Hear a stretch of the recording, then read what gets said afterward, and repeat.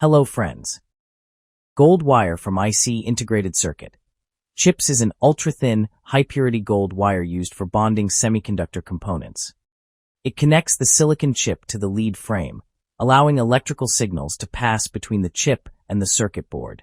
This process, called wire bonding, is crucial in microelectronics due to gold's excellent conductivity, corrosion resistance, and reliability. However, due to high costs, manufacturers sometimes replace gold with copper or silver. Recovering gold from IC chips is a common practice in e-waste recycling, where the chips are processed to extract and refine the gold. See you in the next clip.